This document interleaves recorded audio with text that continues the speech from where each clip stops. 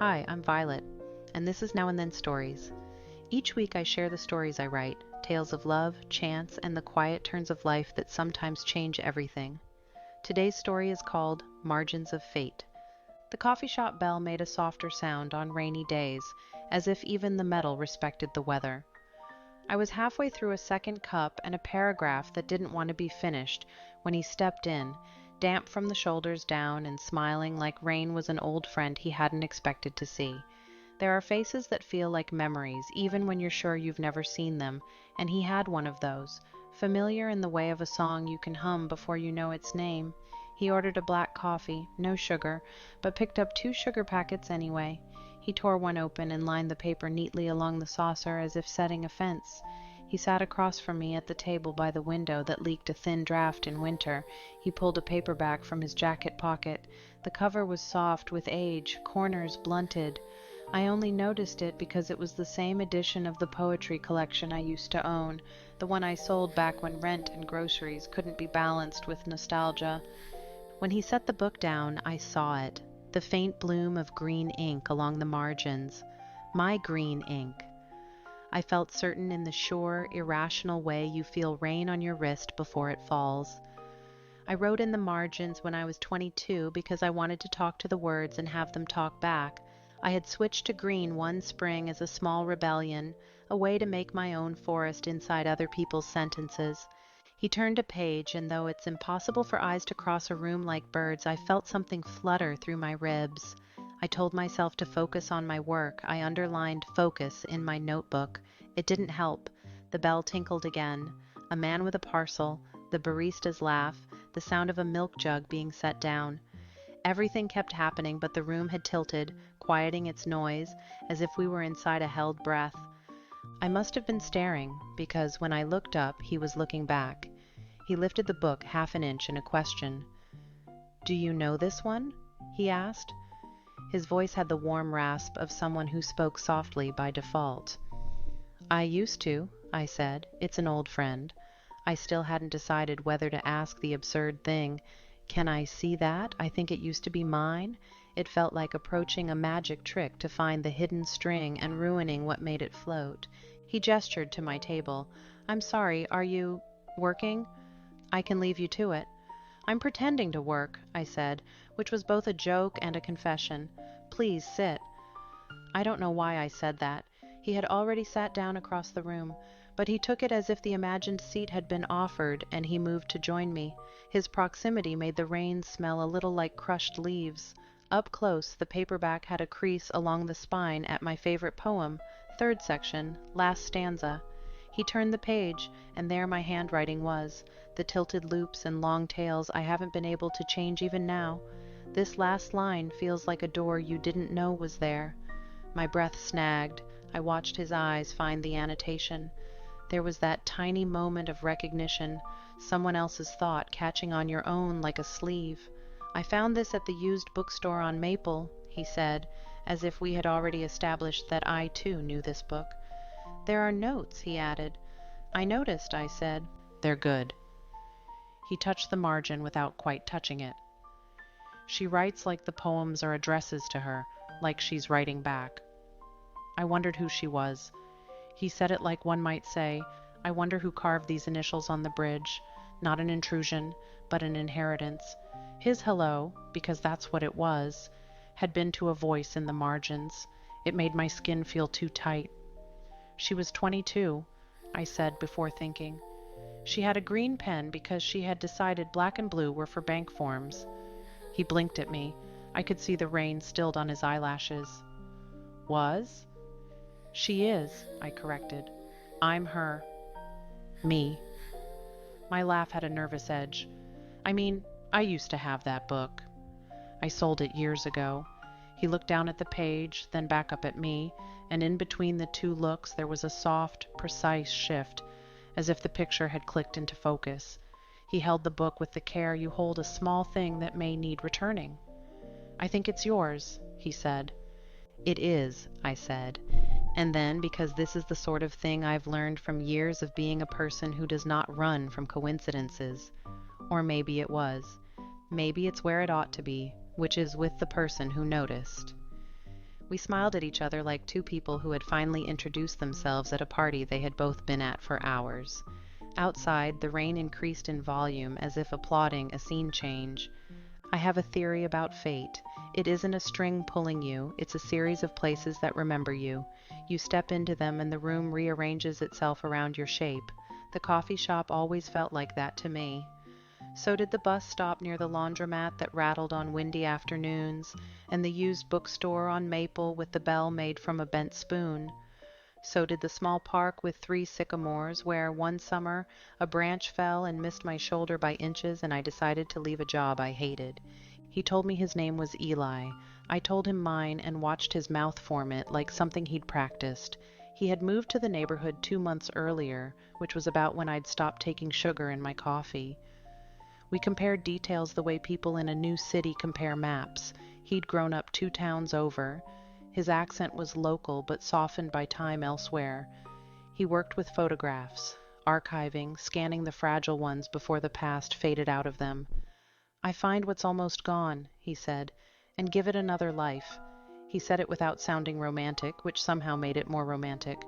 We talked about the book like it was a third person at the table. He asked if I wanted it back. I said I didn't know.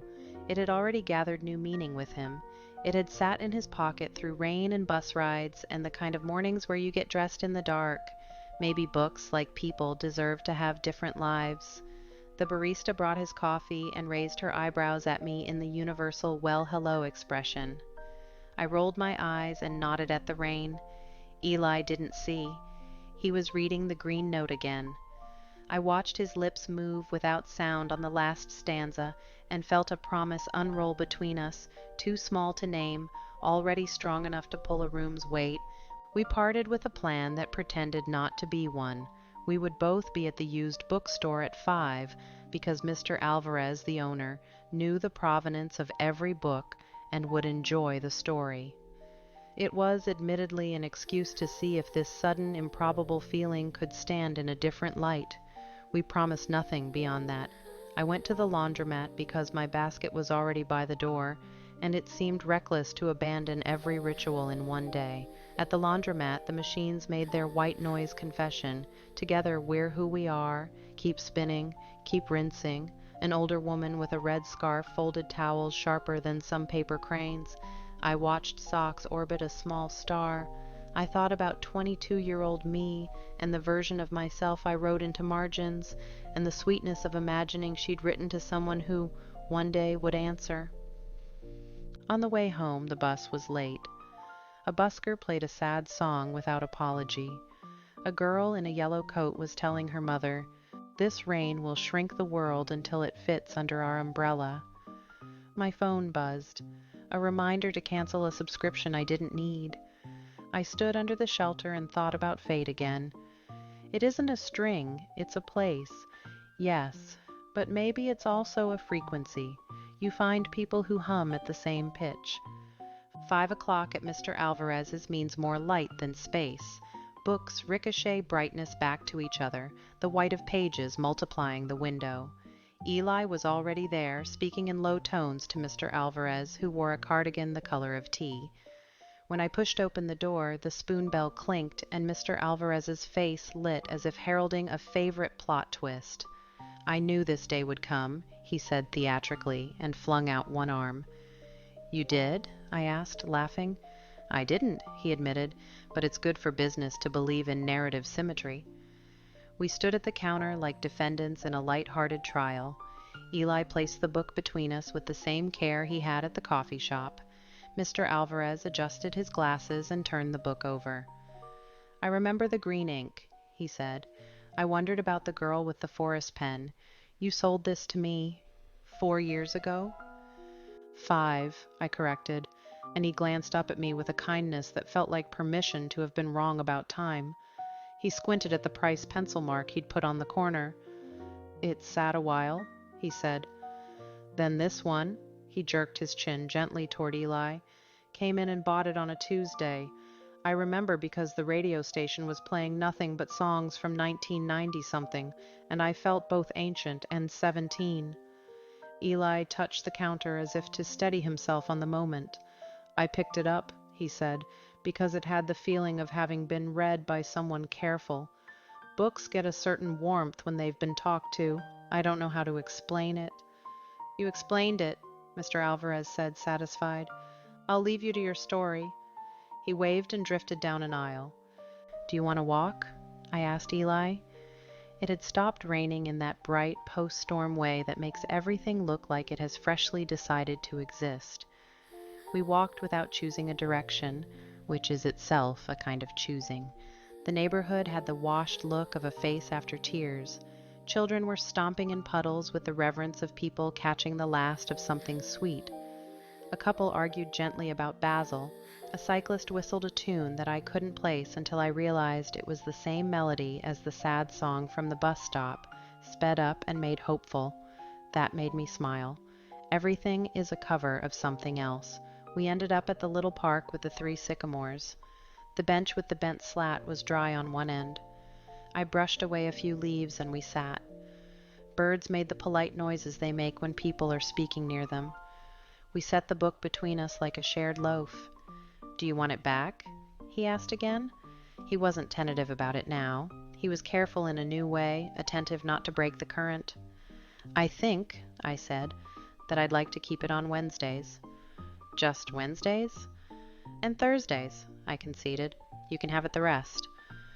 We could trade it, he said, and grinned. A custody arrangement for a poetry book.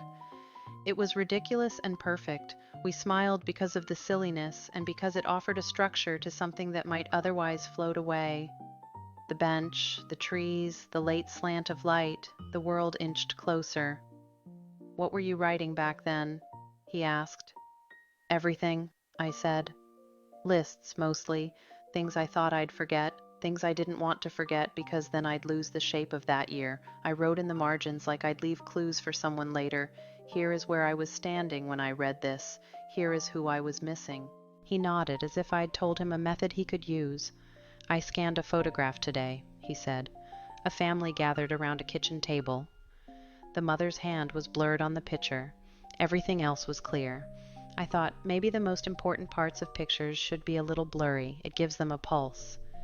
I looked at his hands then, neat, expressive, the kind of hands that would notice a blur and call it important. Do you ever take your own pictures? I used to, he said. He tilted his head as if listening for something far away. It's easier to keep other people's histories alive. Your own feel tacky when you hold them too long. Maybe we could trade that too, I said. I'll keep yours for a while. You hold mine. Then we give them back when the heat has gone out of them.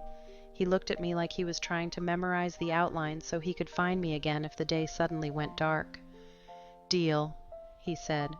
We sat in the quiet that is not empty. The sky broke into blue in a way that felt like permission. We didn't say much else. We didn't need to. That was the middle of the story. We didn't know it then, of course, but the middle feels like that, like you've wandered into a room that was already arranged for you, and all you have to do is sit down.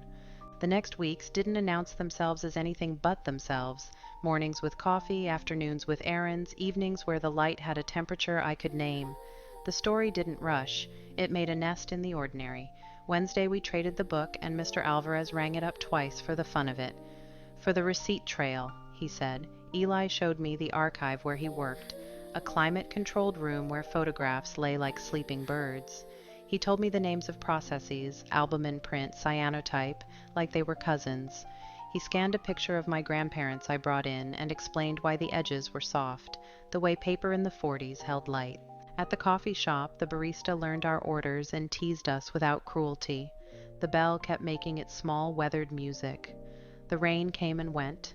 Somewhere in there, we learned the other's laugh and what topics to save for when we could watch each other's hands as we spoke. He told me about a brother who lived in another time zone and sent him videos of his garden. I told him about the way my mother kept her recipes in a shoebox and never wrote the most important step because she assumed everyone knew it. When to take the cookies out just before they're done. Then, one day as we were leaving, it just happened. He reached for my hand. The way you reach for the rail on a staircase you've walked 100 times, without looking and with complete trust in where it will be. The world settled around us in its small, kind ways. Coffee shop mornings, laundry day confessions, post-storm walks through the park, until one day I found myself alone again in that same cafe, rain tracing new stories on the glass. Eli was at an exhibit across town, and I was waiting to meet him later. The seat across from me was empty, but full somehow with the memory of how it all began. I looked down at the book beside my cup, the worn paperback with its forest green scrawl, open to the same poem that started everything. The note I'd written years ago smiled up at me. This last line feels like a door you didn't know was there. Maybe every door is really just a return, waiting for the right person to walk through again. A bell chimes softly as the door opens. I glanced up, half expecting to see him, but it was only a stranger coming in from the rain. Still, the moment carried the same quiet electricity, the same soft recognition of something that's meant to be. I closed the book, finished my coffee, and watched the city blur into motion beyond the glass. Rain traced new lines over old reflections, rewriting the story in its own hand, and maybe that's how it always is. Now and then, the world rewrites us too. We just have to notice when it does. The end. Thank you for listening to Now and Then Stories with Violet. If this story spoke to you, I hope you'll stay a while. There are always more moments waiting to be found between now and then.